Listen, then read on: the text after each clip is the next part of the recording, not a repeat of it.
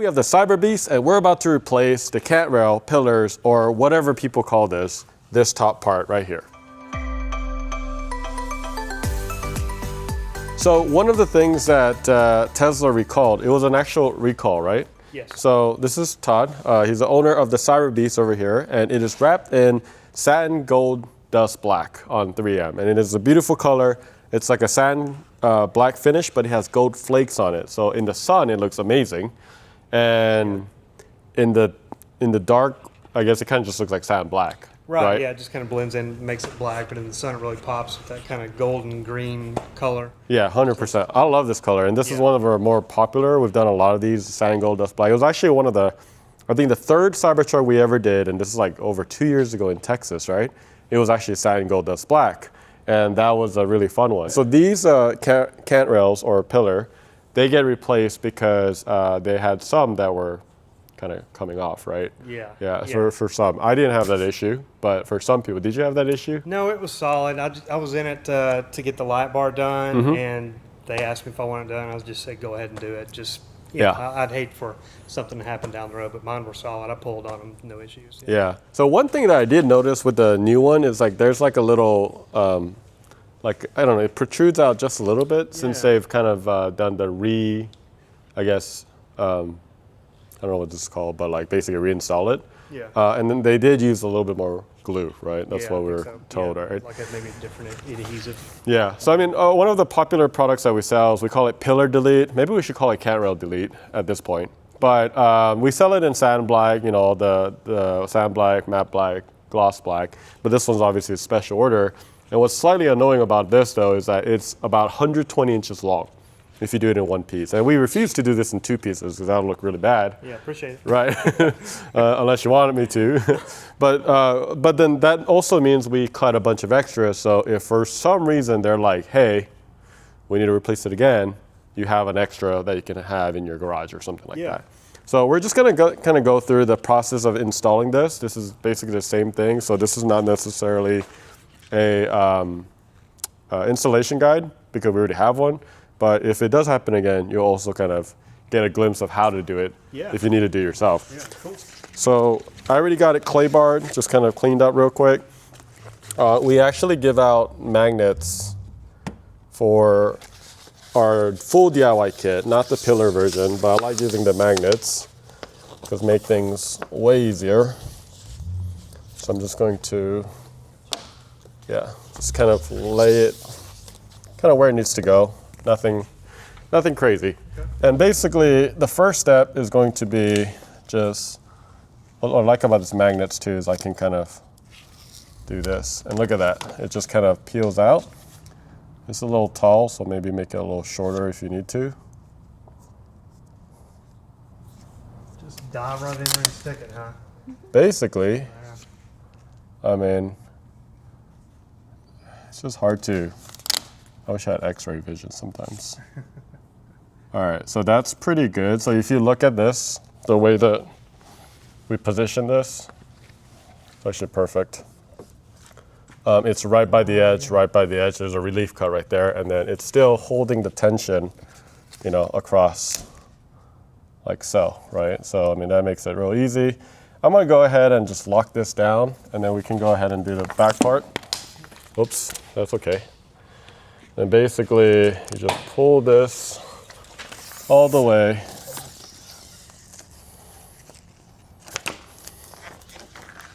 And what you'll notice is there is a slight stretch. And the reason why there's a slight stretch is because, well, this is vinyl, and when you stretch it, you want, you know, a little spacing at the top and then at the bottom so it wraps around. Okay. But once you anchor it like this, what's cool about this vinyl and 3M and Avery Dennison is you could basically pull this up just a tiny bit. You can see it gets enough coverage on both sides. I'm checking right here in the middle. Is that purposeful that you kind of went center from one end to end, I guess? Yeah, we're basically anchoring everything down, and then after you get to this point, I mean, it gets as simple as basically, I mean, we're going to be done with this in like minutes, honestly. Awesome. Yeah, but get you out of here, and you don't have to drive around with a half-wrapped Cybertruck. Yeah. So, I thought it was cool for about 10 minutes, and it got old. Yeah, it got real old real fast, right? Yeah.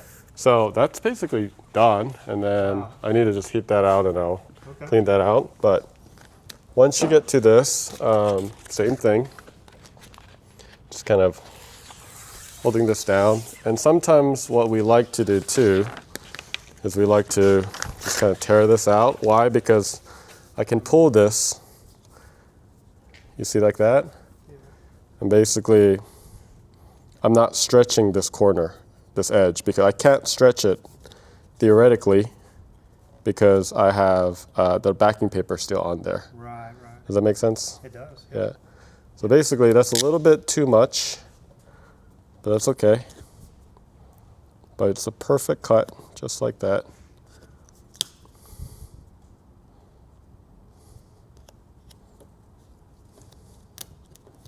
Awesome. So I'm just trying to get it, anchored out like this. And then I can get this right off the bat. That's good. Let's just go ahead and get it done. And really, you can still stretch this just a tiny bit. But what we found out is we don't actually want crazy amount of because you see how there's no, on yours, there's like zero. Yeah, I mean, There's no spacing. Right. And it's all different. Yeah. Right. Some of them have like a whole, I don't know, man, like you're talking like 3 millimeter off. This one's nothing. So we're definitely going to keep that in mind. But we got this down, so we want to go right up to it. But now that we got all this anchored, you can see that naturally I can kind of see the spacing in between, right here, right here. This is pretty perfect, like that. And then I can just do this. Pretty fun process.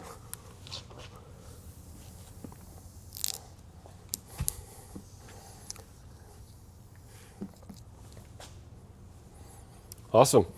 So that's, for the most part, done. Yeah.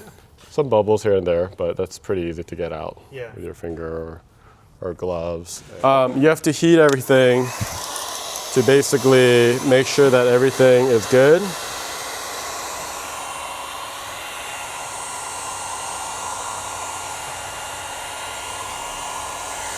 Look at that area a little bit more. But other than that, everything was pretty good. So I'm gonna go ahead and start from the center. I'm gonna go ahead and heat all the edges because that's very important as well.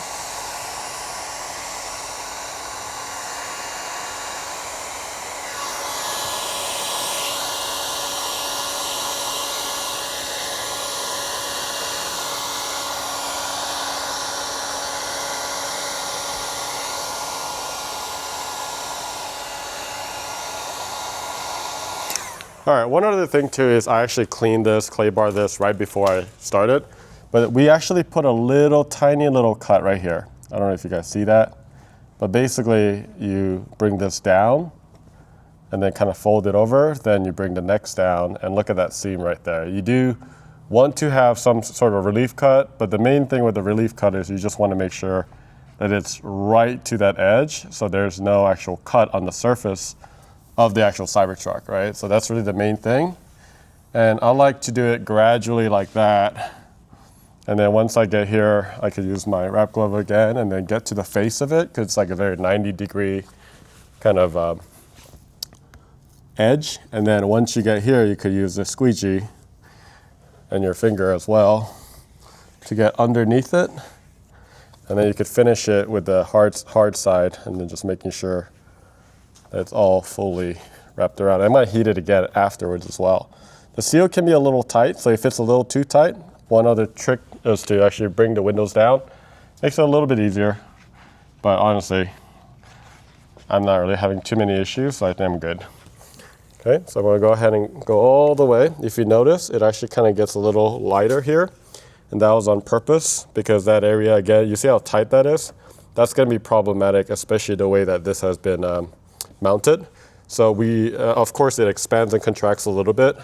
So with that in mind, We don't want that because as it does, it starts rubbing it. And when it starts rubbing between the two panels, it starts to fail and it creates like a little, I don't know what you call it, but like wrinkles, but it's like kind of twisted wrinkles, I guess. So you definitely don't want that because when that happens, obviously you have a higher chance of failure. And the goal here is not to fail with the vinyl, right? So basically just getting all of this area pretty quickly. And of course, it would be even faster if we didn't even do video, but this is like in and out in like what, 5-10 minutes? Maybe not 5. That's I'm pushing that number right there. I'm not very good with time. I say 5 minutes on everything, but it really means like 50. 2 weeks, right? Exactly. I mean, I'm not as bad as that, but I'm pretty bad. I'm not great.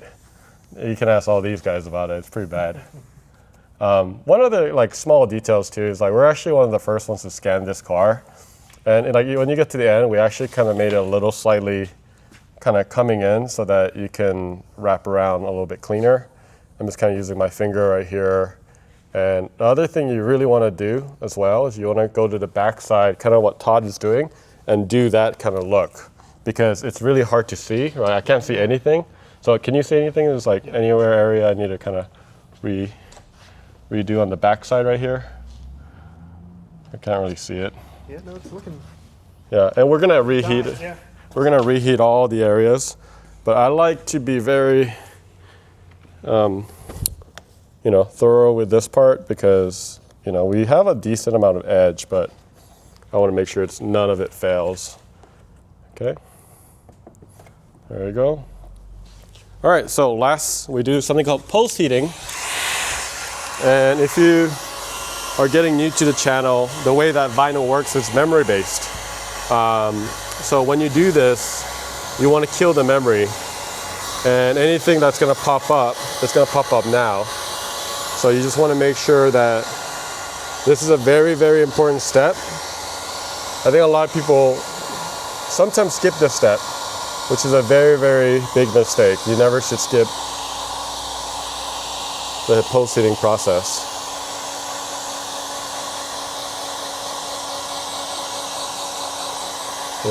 And one thing I want to give credit to, I think I like giving credit when it's due, is that the reason why I like using bigger brands like 3M and Avery Dennison is that, look at this. This was wrapped, what, a year ago? Oh, yeah. Mm-hmm. And then this was, we just bought this, right? Yeah. We got a roll of this, and it's exactly the same. I mean, you really can't tell in both angles. I can't tell that it was wrapped a year or two later, right? So, I mean, that's really I think they have a really good consistency in terms of their production. So that's why I just like sticking with the bigger brands, right? But that's basically it. I mean, obviously we have to do the other side. But I mean, it took us all in all, while doing the video, 10 minutes, 15 minutes. 10 minutes. But yeah, the main thing though, I think if you are a wrap shop or if you're a DIYer, just make sure you don't put too much, especially if you have that kind of gap. Don't put too much overlap in between. That will fail and then eventually will peel. So you want to go right to the edge. Look, if you have a lot and there's a big gap, for sure, you can go wrap around it. But in this case, I'm not really going to mess with this stuff. I'm just going to kind of leave it here and it looks really good. Also right here, so that's kind of what to look out for. And then remember, post heat, make sure you really get underneath, get a squeegee and really get around the inside part. Again, the edges are very different from a traditional car because the edges are so rounded, right? This one is like dot, dot, dot. So you have to make sure you get to the edge and then the inner part right here and then behind it as well for it to hold for as long as it can. And I don't know if you ever had this car when it was like stainless steel, but in the summertime it gets crazy hot.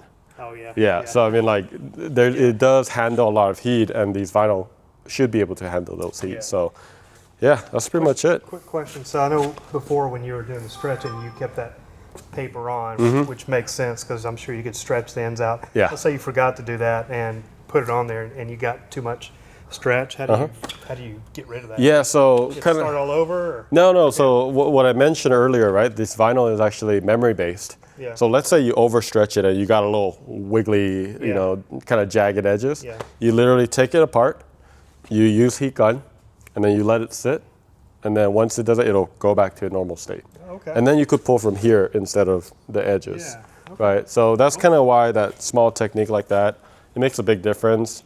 But yeah, I mean, it looks really great. Like I said, I can't tell the difference. Literally looks like we just wrapped it at the same time, Yeah. which is very important when you have, you know, a cant rail that does go bad or needs to be replaced a year or two later, right? So I know a lot of people have that issue. But like, I can't imagine if like I were to like cut it and then use a knife. I mean, it's gonna take me, it's easy, it's not hard, Yeah. but it's still gonna take me a good amount of time to do More it. than 12 and a half minutes. Definitely more than 12 and a half minutes while doing a video. So Yes. yeah, we're gonna go ahead and finish the other side. If you have any questions, let us know in the comments below. That way we can get you going. And I think we're gonna put a foundation badge on the other side as well. Yeah. But we'll get you taken care of. But if you have any questions, let us know.